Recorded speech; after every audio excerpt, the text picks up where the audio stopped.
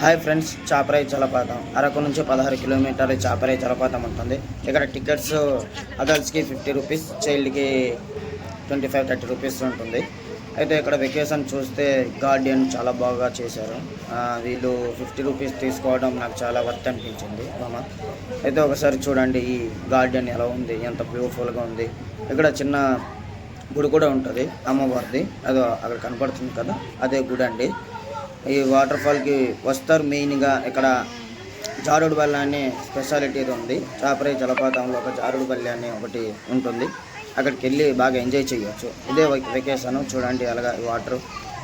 మనం వెళ్ళే టైంకి జనాలు రాలేదు, కొద్దిగా ఒక సాయంత్రం ఇలాగ అయ్యేటప్పటికి జనాలు వచ్చారు. ఇప్పటికైతే రాలేదు. మనం స్నానం చేసేటప్పుడు జనాలు వచ్చి చేరారు. ఇక్కడైతే కొంతమంది ఫ్రెండ్స్ మాకు కలిశారండి ఈ వెకేషన్లో. వాళ్ళతో బాగా సరదాగా ఎంజాయ్ చేసాం. వాళ్ళు వచ్చాక ఇంకా కొద్దిగా సరదాగా ఎంజాయ్ చేస్తూ ఈ వీడియోలు తీసాం. అక్కడ కొంతమంది కలిశారు, వాళ్ళకి కూడా వీడియో తీసామని చూడండి.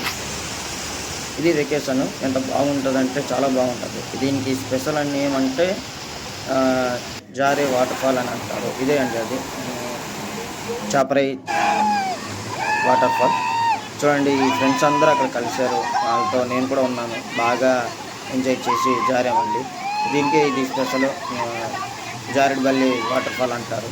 చూడండి ఎంత బాగా ఆనందంగా ఉల్లాసంగా బాగా ఎంజాయ్ చేసామండి. కొద్ది పెరిగే కొద్దీ జనాలు వచ్చారు. బాగా ఎంజాయ్ చేసి వచ్చాం. అతి ముఖ్యంగా మన అరకు వ్యాలీలో చూడాల్సింది చాపరాయి వాటర్ ఫాల్ అండి. చూడాల్సిన vacation.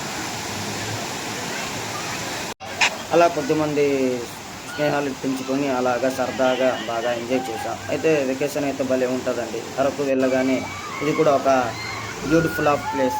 Water fall, Chaparai waterfall ప్రతి ఒక్కరూ విజిట్ చేయాల్సిన వాటర్ ఫాల్. వెళ్ళి సరదాగా ఎంజాయ్ చేయవచ్చు. కానీ ఈ వర్షాకాలంలో వెళ్తే మాత్రం ఈ ఎంజాయ్ చేయలేమండి. ఎందుకంటే వర్షం పడే టైంలో వెళ్తే మనకి ఇంత ఎంజాయ్ కనబడదు. ఎందుకంటే వాటర్ ఫ్లో ఎక్కువ ఉంటుంది కాబట్టి. నార్మల్ టైంలో డిసెంబర్ ఈ టైంలో వెళ్తే బాగా ఉంటుంది.